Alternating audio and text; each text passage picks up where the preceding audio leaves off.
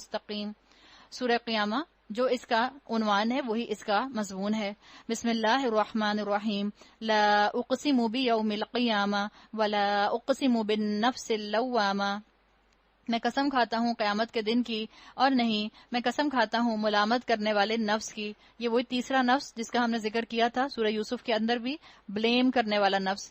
ایک جج کے طور پر جو انسان کے اندر بیٹھا ہوتا ہے، جس کو آپ ضمیر کہتے ہیں، جو برائی پر آپ کو روکتا ہے. جس کے لیے ایک فلاسفر جو تھا کانٹ، اس نے بھی کہا تھا کہ ہر انسان کے اندر ایک جج بیٹھا ہوا ہے. Starry heaven above and moral laws within. یہ بتا دیتے ہیں انسان کو کہ انسان نے کب غلطی کی اور کب انسان نے اچھائی کی طرف قدم اٹھایا. تو یہ دو جج آپ کے لیے موجود ہیں. کیا انسان یہ سمجھ رہا ہے کہ ہم اس کی ہڈیوں کو جمع نہ کر سکیں گے؟ کیوں نہیں، ہم تو اس کی انگلیوں کے پور پور تک ٹھیک بنا دینے پر قادر ہیں. سائنس نے 1880 میں یہ بات ڈسکور کی تھی کہ جو فنگر پرنٹس ہوتے ہیں یہ ہر انسان کا اپنا سگنیچر ہے. ایک برٹش سائنٹسٹ تھے ہنری فورڈ، انہوں نے یہ ڈسکوری کی تھی کہ ہر انسان کا، دنیا میں جتنے بھی انسان ہیں، ہر انسان کے فنگر پرنٹس بالکل الگ ہوتے ہیں. اس کی اپنی آئیڈینٹی ہے. اللہ تعالیٰ نے یہ حقیقت 1450 سال پہلے ہمیں قرآن میں بتا دی. اور اللہ نے کہا نہ صرف ہم تمہارا جسم صحیح بنا کر کھڑا کر دیں گے، ہم تو تمہارے فنگر پرنٹس وہی بنا دیں گے جو دنیا میں تھے. مگر انسان چاہتا یہ ہے کہ آگے بھی بدعمالیاں کرتا رہے. پوچھتا ہے آخر کب آنا ہے وہ قیامت کا دن. جس کو نہیں ماننا ہوتا وہ وقت گزاری کرتا ہے، وہ کئی دلائل دیکھ کر بھی نہیں مانگتا. اللہ نے بتا دیا کہ اس دن تو تمہاری کانٹینیوٹی آف کانشیسنس ہوگی. پھر جب دیدے پتھرا جائیں گے، چاند بے نور ہو جائے گا، چاند اور سورج ملا کر ایک کر دیے جائیں گے، اس وقت یہی انسان کہے گا جو بڑا سمارٹ ایلیکٹ بنتا تھا، بڑا اسٹریٹ سمارٹ بنتا تھا، بڑا اپنے آپ کو ورلڈلی وائز سمجھتا تھا، دنیا والا سمجھتا تھا، کہاں بھاگ کر جاؤں، کہے گا کہاں بھاگ کر جاؤں. ہرگز نہیں، وہاں کوئی جائے پناہ نہ ہوگی. اس روز تیرے رب ہی کے سامنے جا کر ٹھہرنا ہوگا. اس روز انسان کو اس کا سب اگلا پچھلا کیا کرایا بتا دیا جائے گا. بل الانسان علی نفسہ بصیرہ، بلکہ انسان خود ہی اپنے آپ کو خوب جانتا ہے، چاہے وہ کتنی ہی معذرتیں پیش کرے. انسان خود ڈیلے کرتا ہے، اور عمل کو ڈیلے کرتا ہے، اور نیکی کو ڈیلے کرتا ہے. کل کروں گا، پرسوں کروں گا، عید کے بعد کروں گا، اگلے رمضان کروں گا، عمرے کے بعد کروں گا، حج کے بعد کروں گا، 40 سال کی عمر میں کروں گا. اور ڈیلے کرتے کرتے کرتے کرتے برف کی طرح یہ زندگی پگھلتی جا رہی ہے. دین کی طرف تو نہ آیا، موت کی طرف بڑھ گیا. اے نبی، اس وحی کو جلدی جلدی یاد کرنے کے لیے اپنی زبان کو حرکت نہ دیجیے. اس کو یاد کرا دینا اور پڑھوا دینا ہمارے ذمہ ہے. لہذا جب ہم اسے پڑھ رہے ہوں اس وقت تم اس کی قرات کو غور سے سنتے رہو. پھر اس کا مطلب سمجھا دینا بھی ہمارے ہی ذمہ ہے.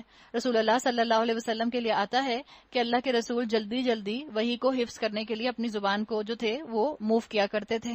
تو اللہ کے رسول کو تسلی دلوائی گئی کہ آپ پریشان نہ ہوں، اللہ کی ذمہ داری ہے آپ کو حفظ کروانا، اللہ کی ذمہ داری ہے اس کی حفاظت کرنا، اللہ آپ کو یاد کروا دے گا، آپ جلدی نہ کیجیے.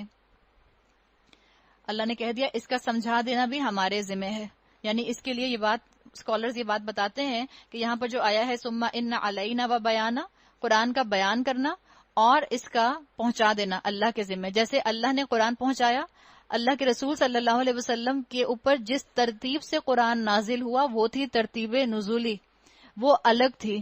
اللہ کے رسول صحابہ کو بتایا کرتے تھے کہ کس سورت کو، کس آیت کو کس سورت میں رکھا جائے اور کس نمبر پر رکھا جائے. قرآن لکھا جا رہا تھا، ساتھ ساتھ حفظ ہو رہا تھا صحابہ کے اندر، اور ساتھ ساتھ لکھا جا رہا تھا. قرآن جلدوں کے درمیان میں، جیسے آپ کے اور میرے ہاتھ میں ہے بین الدفتین، 2 گتوں کے درمیان، 2 جلدوں کے درمیان، یہ حضرت ابو بکر کے دور میں ہوا ہے. رسول اللہ صلی اللہ علیہ وسلم کے دور میں ترتیب نزولی اور ترتیب مصحف، اس کے مطابق ترتیب مصحف کے مطابق قرآن کو ترتیب دے دیا گیا تھا. آپ صلی اللہ علیہ وسلم کے سینے میں جو قرآن حفظ تھا وہ ترتیب مصحف کے اعتبار سے تھا، جو آپ کے اور میرے ہاتھ میں مصحف ہے. صحابہ جو قرآن حفظ کیا کرتے تھے، جو حفاظ تھے، وہ اسی سیکوینس پر حفظ کرتے تھے جس سیکوینس پر آپ کی اور میرے پاس قرآن ہے اس وقت ہاتھوں میں موجود، جس کو ترتیب مصحف کہتے ہیں. قرآن لکھا ہوا موجود تھا، لیکن کسی کے پاس کچھ صورتیں تھیں، کسی کے پاس کچھ صورتیں تھیں، کسی کے پاس کچھ صورتیں تھیں. پیپر تو تھا نہیں، کہیں وہ اونٹ کی شولڈر بون پہ لکھا ہوتا تھا، کہیں لیدر پر لکھا ہوتا تھا، کہیں کسی کپڑے پر لکھا ہوتا تھا. حضرت ابو بکر کے دور میں جب بہت سے حفاظ شہید ہوئے، اس وقت اس چیز کی ضرورت پیش آئی کہ قرآن کو جو ہے ایک جلد کے درمیان میں اکٹھا کر دیا جائے اور اس کی کاپیز بنوا لی جائیں، اس کو محفوظ کر لیا جائے، اس لیے کہ اس وقت تک پیپر ایجاد ہو چکا تھا. تو قرآن کی حفاظت اللہ کے ذمہ ہے، اور اس کا بیان ہم نے بات کی ہے پہلے بھی، قرآن کا بیان قرآن کے بعض مقامات کی تشریح قرآن خود کرتا ہے اور قرآن کے بعض احکامات کی تشریح رسول اللہ صلی اللہ علیہ وسلم کی سنت کرتی ہے۔ اللہ نے کہا یہ ہماری ذمہ داری ہے، اور اللہ نے اس ذمہ داری کی وجہ سے قرآن کو بھی محفوظ رکھا ہے، سنت رسول صلی اللہ علیہ وسلم کو بھی محفوظ رکھا ہے۔ ہرگز نہیں۔ اصل بات یہ ہے کہ تم لوگ جلدی حاصل ہونے والی چیز یعنی دنیا سے محبت رکھتے ہو اور آخرت کو چھوڑ دیتے ہو۔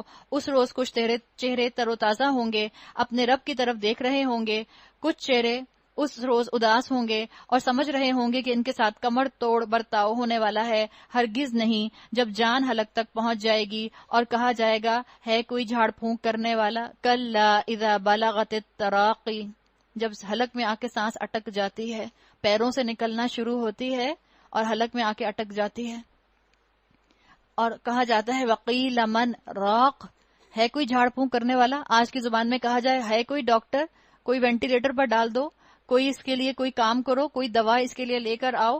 وظن انہ الفراق، اور مرنے والا پہچان جاتا ہے کہ اس کے جانے کا، اس کی جدائی کا وقت ہے۔ والتفت الساق بالساق، پنڈلی پنڈلی سے مل جاتی ہے۔ کسی نے کہا دنیا کا آخری دن آخرت کا پہلا دن، اور دنیا کا آخری دن انسان کی بے بسی کا عالم شو کرتا ہے۔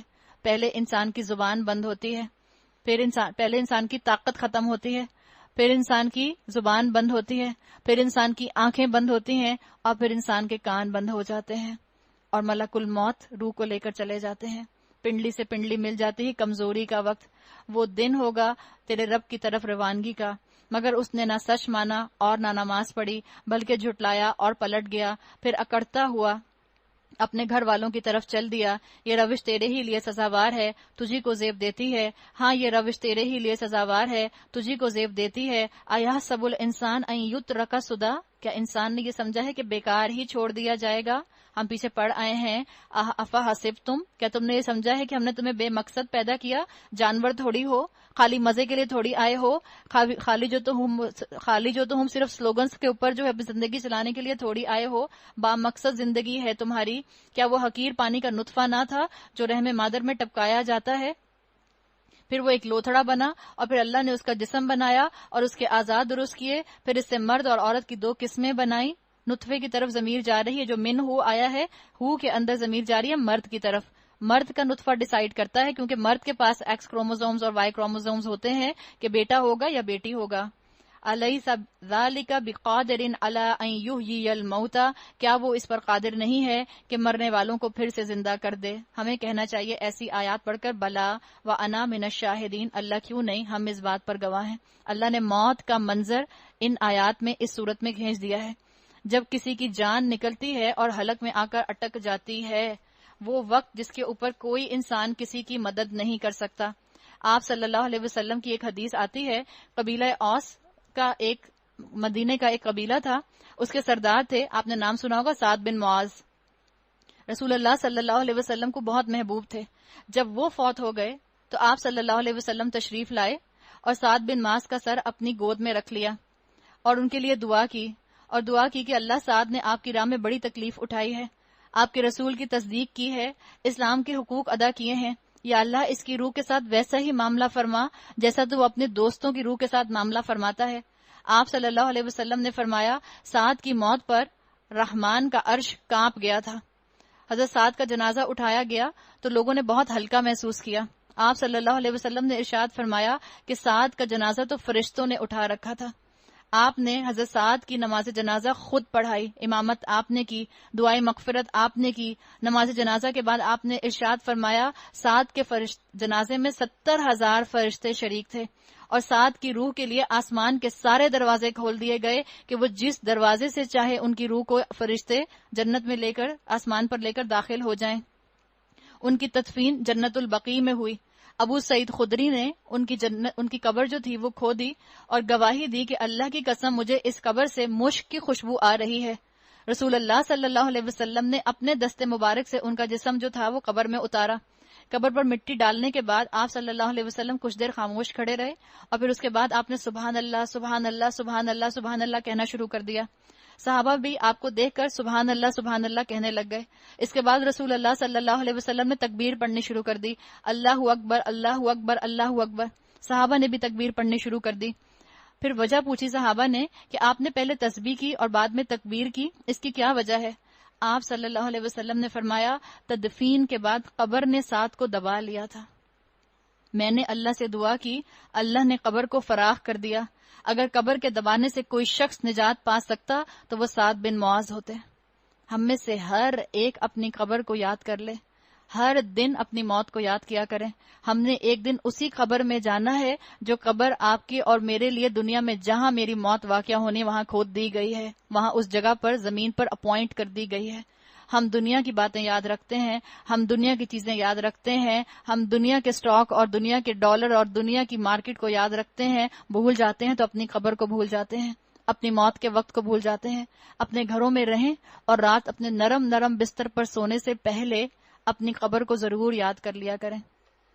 اللہ تعالی ہم سب کو اپنی قبروں کو یاد رکھنے والا بنائے، اور اللہ ہمیں توفیق دے